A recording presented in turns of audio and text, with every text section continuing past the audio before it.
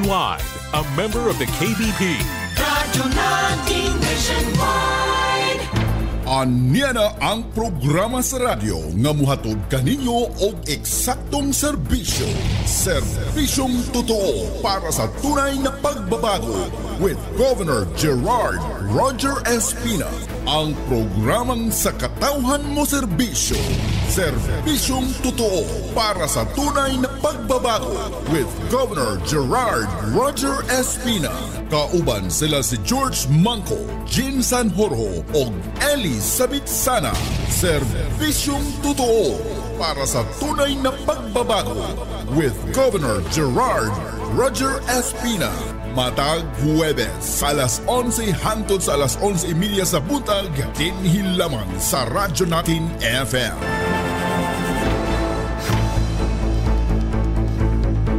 Naniya na usab kita ni atong 30 minutos nga programa, serbisyong totoo para sa tunay na pagbabago with Governor Gerard Roger Espina. Pitsa Gis ning bulan sa Abril 2025. Kumusta ka mong tanan diha? Wag ginatunta. Maayo ang inyong pagpaminaw. Okay, sa ngalan ni Governor Gerard Roger Espina ug sa atong PIO head Attorney Ed Egano, mga usab kita katahuran sa atong mga kaigsunang biliranon nga kutob maabot ni atong Sibya ay naton ta sundon ninyo ang atong episode karong adlaw pizza Gis sa buwan sa Abril. Mayong buntag na itong tanan. Good morning mga taga-probinsya. Mga probinsya, taga-probinsya sa Tibok probinsya, mga mulupyo sa Tibok probinsya sa Biliran. O ang tanan mga mayor, walo ka mayor, may buntag. O nyanasab kami. Kada Huwebes, alas 11 kutob, alas 11:30. O may buntag. Okay, di nato lang ato dayong sugdan tungod kay doon na tayo mga importante kayong atong pagaisgutan karon ni atay bisita atong ipaila, Sergeant. Okay, mga kaigsunan, nagpasalamat kita nga ni uban kanato karong buntag sa atong programa. Si Police Captain Edwin C. Simbahon, ang atong Deputy Chief of Police sa Naval Police Station. Ato siyang pangayuan sa iyang statement. Good morning, Captain Simbahon. Sir, good morning.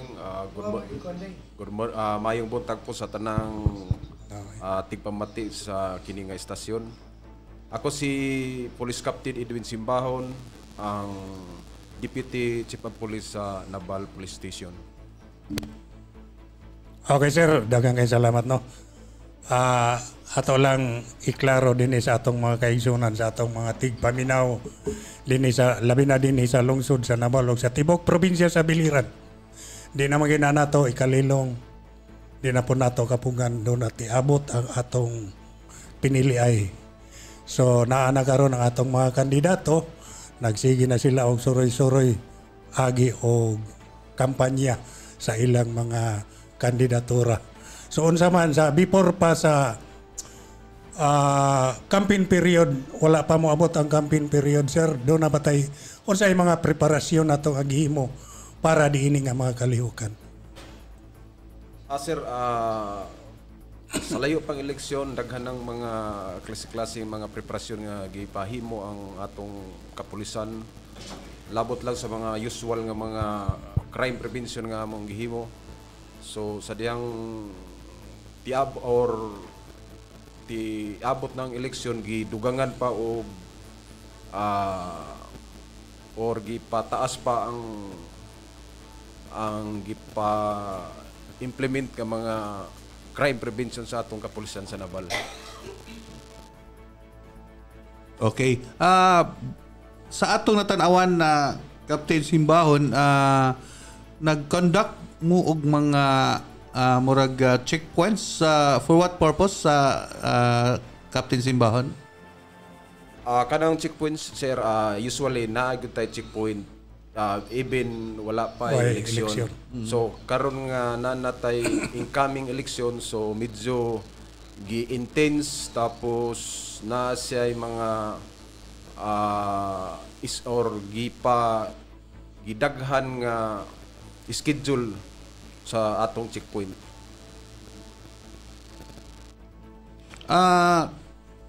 Based sa inyong evaluation, sa imong assessment, sir, unsay imuhang tan-aw sa atong situation sa election-related incidents or unsay imong evaluation sa umaabot nga eleksyon din sa lungsod sa Naval in particular? So far, sir, based sa mga record or data nga atong naitala, wala gumay naitala nga mga non tamalang nga mga umaabot nga kasamo or unsa diha nga mga bisa mong assessment murag adili ta makakonclude pero sa pagkakaron makaingon ta nga peaceful ang atong incoming election. Ang sakuan Sir Jean, Sir George, di laman siguro sa Comelec checkpoint atong gihimo no. In general naman sa kanang mga helmet, unlicensed, unregistered, kauban na siya tanan sa checkpoint. Nana tanan siya, sir, although ginganlan siya Comelec checkpoint pero tanan nga mga enforceable laws appeal na niya, sir. Dili lang siya limited sa mga election laws, tanan na siya, sir. At saka sir, paminaw na ko dili lang naman siguro sa buntag or hapon wa mamoy time nga og ibutang nyo nga mo ng oras mo checkpoint mo. At least kuan siguro in pronto lang nga kanang oras mo nga na mo diha. Wag mo i-schedule kay siguro para dili actually, sir, prior sa among establishment sa checkpoint, nami coordination na sa Comelec. Nahimo na siya during pag-abot sa election periods. So, tanan na mong mga checkpoint is coordinated na siya sa Comelec prior sa establishment sa checkpoint. Okay. So, base sir sa imong giingon nga wala pa kitay nakita nga mga untoward mga panghitabo dinhi sa lungsod sa Naval in related sa election pero dili kita mo kumpiyansa kay di mo ginato likayan na ang sa gikaingon ko na, sir, dili mi magkumpiyansa or ingon pa i-conclude yun nato nga walay panghitabo. Pirmi ang kapulisan himo strategy nga una may kasamok nga mapugnan gyud wala pa eleksyon mapugnan gyud nato mga posibleng mga daotang panghitabo sa umaba sa eleksyon na mismo. In terms of personnel or manpower, sir, is there any augmentation from the national provincial headquarters Naval Police Station o by additional personnels nga i-assign to augment your forces?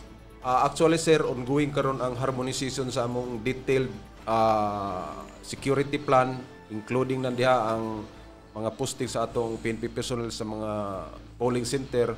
So based dito sa plotting sa deployment, murag kuwang kita og personnel. So na may mga series of meetings, so kana usa na purpose na ma-address ang mga kakulangan nga personnel ni sa nga gamiton i-deploy during election. Sa kana karon, sir, ongoing naman ang kampanya.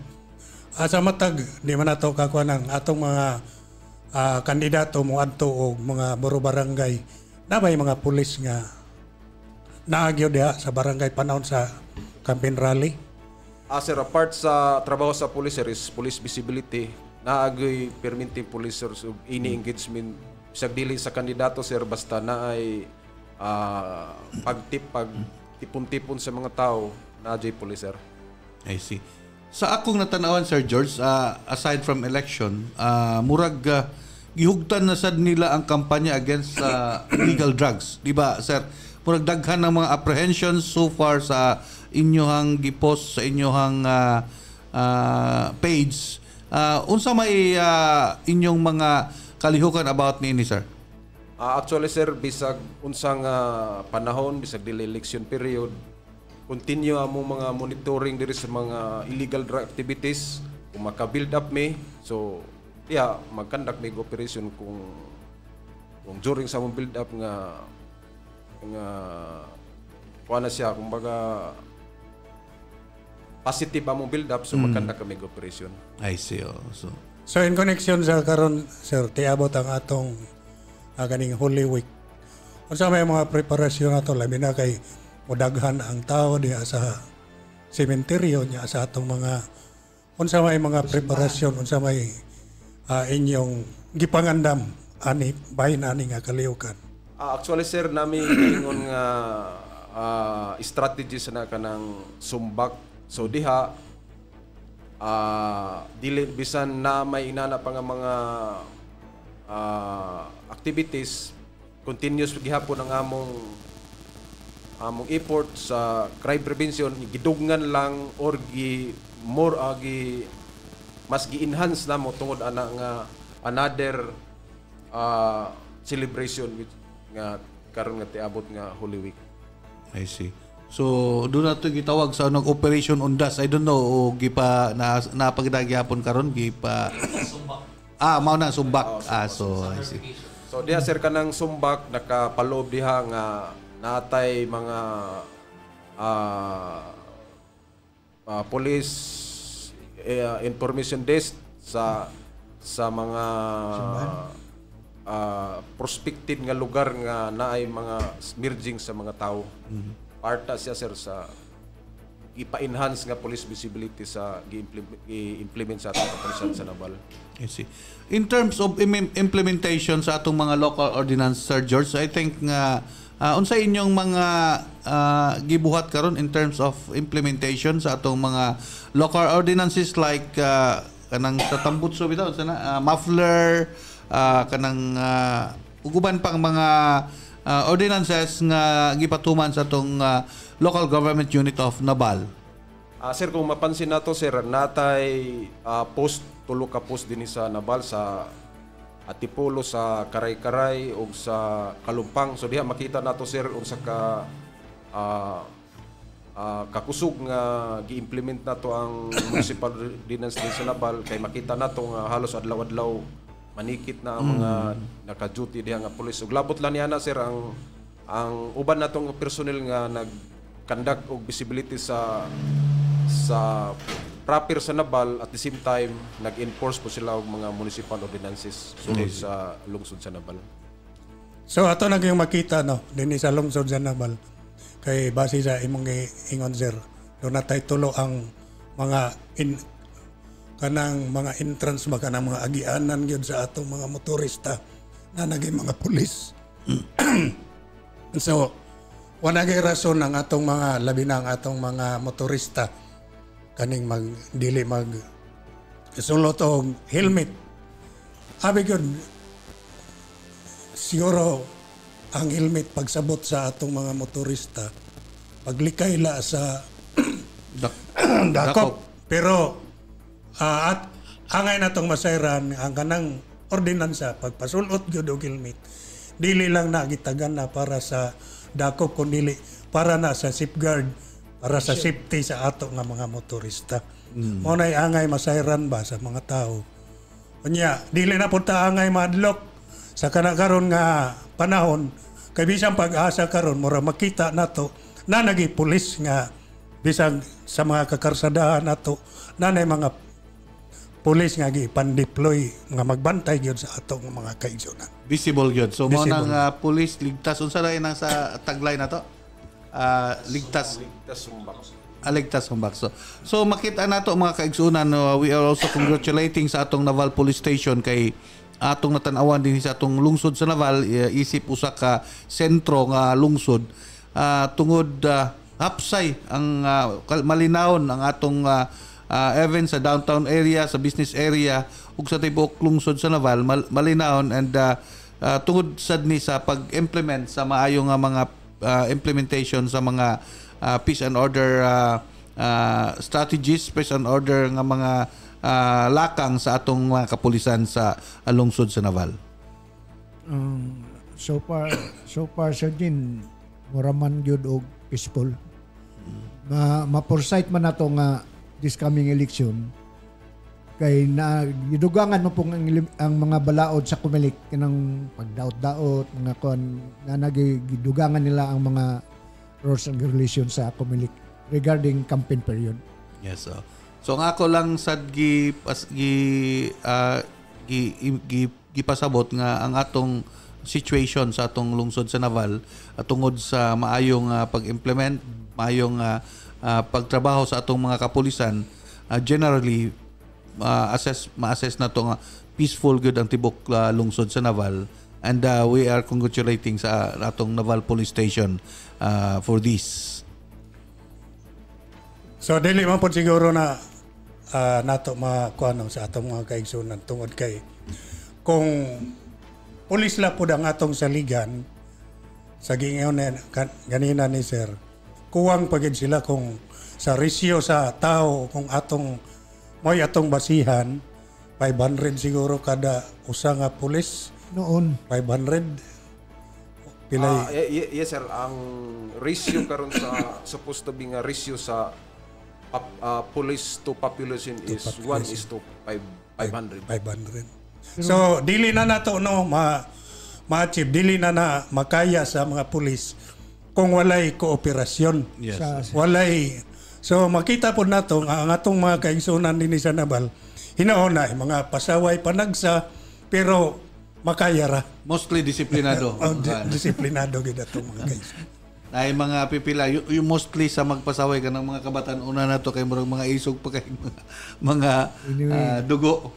Anyway naman siguro pa kuan nga mga coffee hours di ba sir sa mga batan-o no?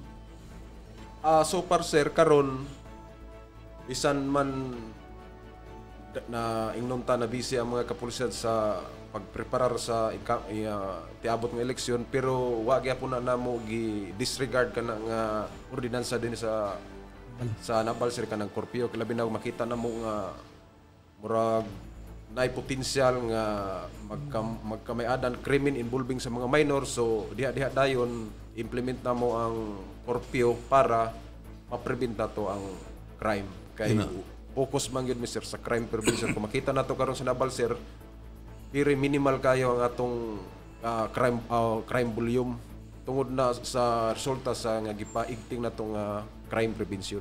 Tinod.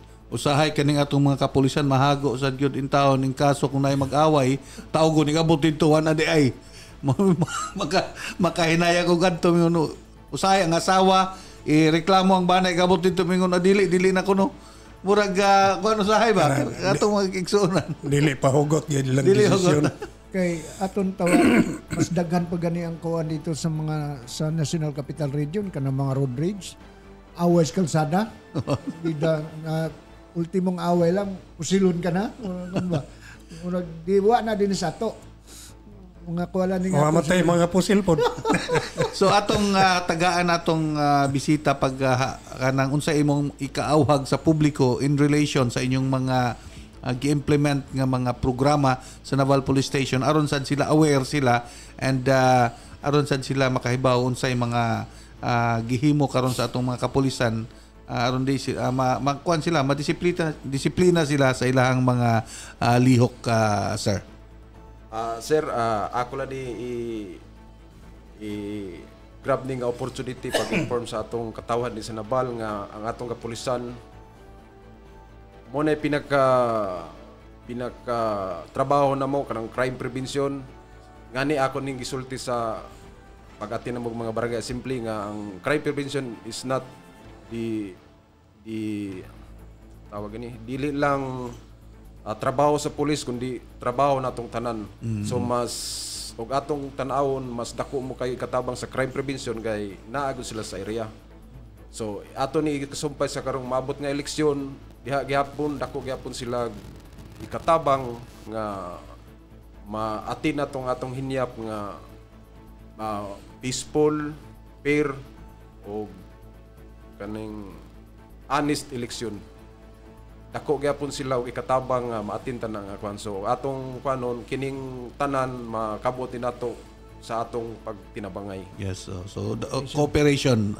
Tinuod ka na mga kaigsuunan kay kung kamo dili mo cooperate sa atong mga kapulisan, pila ra gud in terms of ratio sa gigingon pa ni Sir George ug ni Captain Simbahon, gamay ra gud atong mga kapulisan. So we should assess, we should cooperate with our policemen aron sad nga makabot nato ang hingyap ingon pa ni Captain Simbahon nga magmalinaw og hapsay ang atong umaabot nga eleksyon ug hapsay in general ang atong pagpuyo din sa atong nagkalain-lain ng mga kabaranggayan sa lungsod sa Naval. So far din sa probinsya sa Biliran, ato lang iawhag no, ato lang i-maintain kay peaceful man kita dire bisan pa og unsaon uban nga mga munisipyo sama po din sa lungsod sa Naval. Mao ra gyapon ang ilang mga assessment, wa gyapon mga dagko nga mga insidente nga mga pangitabo. So ato lang i-maintain atong awagon ng atong mga kaigsunan no nga mo koopera rata kung unsa may mga mando nga angay natong sundon mosunod rata kay walay makawang, walay mawala sa ato kung mo koopera rata para sa kayuhan sa atong lugar. So ang atong mga kapulisan karon sir, on alert status gyapon sila in terms of unsang color ang inyong alert status karon? Actually sir, nag-downgrade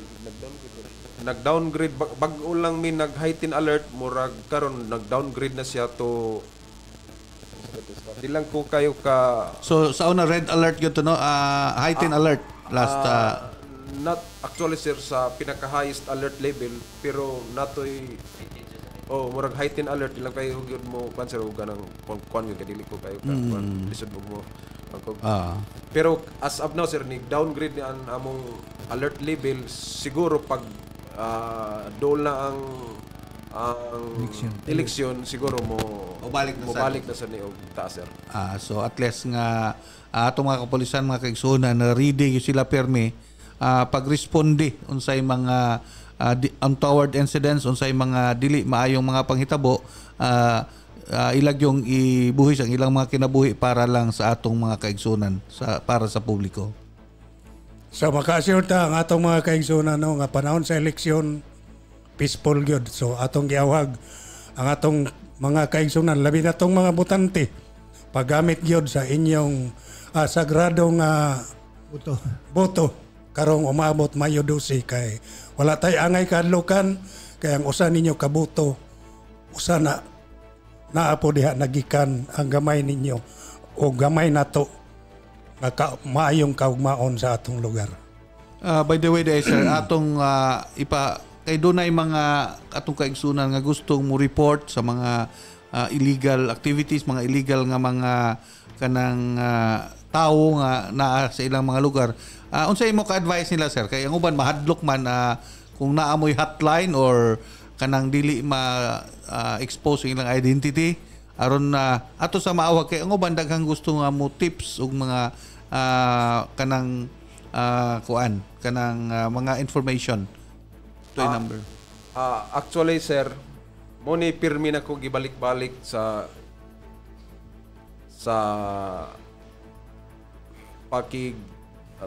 tawag ni pag istorya sa during sa assembly kay pag wala nagkahuman og nga ako silang hinubayan naman to nato ang crime prevention no nga unsa may problema sa katawhan nganong dili man sila mo report sa police. Usually mo gunay among pangutana nganong nahitabo sa barangay nga usahay dili maabot sa amo.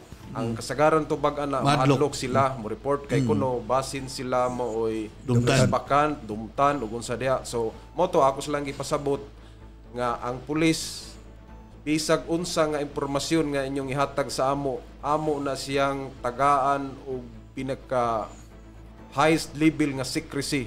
So meaning walay makasabot nga lain nga tao kundi ang pulis lang yun. So ako nang i-assure sa mga tao nga ayaw mo kadlok pag-report kung sa mga kuan amo i-assure nga wala gyud lain makasabot ana. Og di ay sir parte ng pag-report ako na lang pong ihatag ang among hotline number sa katong wala pay number sa police station. So mao ning among hotline number 0921 555-3961. So mao ka nang magsunan 0921-555-3961. So in case nga doon na mo yung mga tips o doon na mo yung mga i-report, pwede mo mutawag ni atong mga number, and rest assured nga according to Captain Simbahon, doon ay high secrecy, dili mo i-divulge ang inyong identity o ayaw mo kahadlo kay way makahibaw nga lain except sa mga pulis. Ang naka-sistila diyan ni Sir kay tingaling anak na mo report o nahuman na ang away. Para sa maning sunog, naisunog. Dili sa kamo tawag sa magbidyo-bidyo sa mao siguro po tingali pog may tabo po ni sa ingon ana naiaway bisag magpatay na dili sa mo report kung wa pay patay.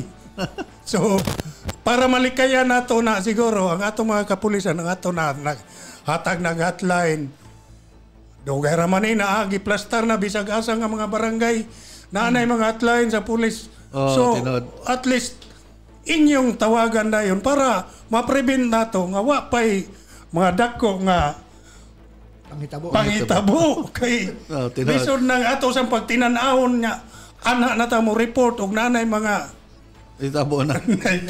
So sa giingon pa ni Captain Simbahon na ni attend ni sila sa sit-in ni sila sa mga barangay assembly. So I think nga naila sad ning na explain dito sa barangay assembly na tunta mga kaigsuonan sa mga kabarangayan atong tagaan og gibugaton sining mga kampanya sa atong mga kapulisan kay this will affect our lives in our barangays sa atong mga kabarangayan.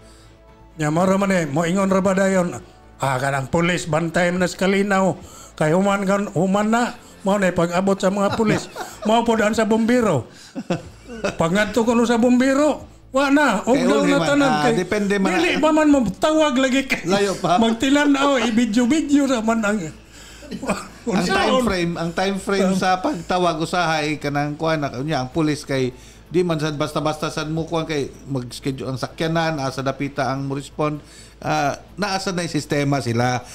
Atong mga kaigsunan uban masuko nga nung di dahil mo sad mo kuan dili mo abot dayon naasa na yung sistema di ba sir ang mga pulis di basta-basta sad nga moderate suday dagan nga schedule kinsay assign dito sakyanan logistics na mga protocol sa mga dapat himuon. Kay actually sir ang amo man yung hinyap sa kada ingnon ta mga insidente amo gyud nang gipaninguha sir nga ang among response time makaya namo paubsan kana sa kon pa sir mas maayo nga ni asap gyud kung may tabo ang insidente dapat pulis na dayon sumugo na among pinaka effort na mo in terms pag-response sa mga emergency situation, sir. Yes, sir. So, I think oras naman atong pangayon ng parting statement sa atong bisita karon si Captain Simbahon, atong Deputy Chief sa atong lungsod sa Naval Police Station. Sir, sa atong tanan, ako naman tong naistorya ganina, ang pinaka-trabaho ragod sa police is crime prevention. So, balik-balikon ako pag-istorya, ang crime prevention dili lang trabaho sa pulis kundi trabaho natong tanan. So, ang inyong gamay nga partisipasyon nga bisang paghatag lang og mga information sa amo, dako na kayo nag-ikatabang sa among assessment ana mo na pinaka-vital namo nga crime prevention kanang inyong mga informasyon nga ihatag sa moa. So karon akong awhagon mga tao nga i-istorya naman namo ang inyong information amo na siyang i-treat as pinaka high level of secrecy. So meaning walay maghibaw na kundi kami lang mismo.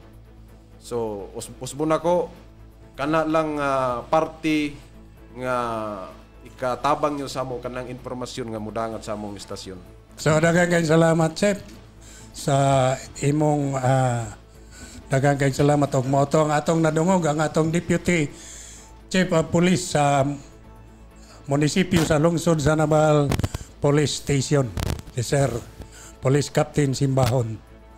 So di naman gid kapug napupos na ang atong 30 minutos nga programa at angin na lang sad ninyo sa sunod Huwebes po kini inyong higala sa kahanginan George Manco.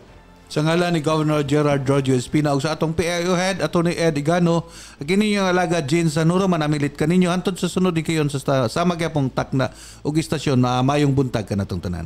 Kini si Elizabeth Sana. Mahagyapon, sunod Huwebes ay mo pagsipyat sa oras alas 11 kutob, alas 11:30. Daghang salamat, may buntag.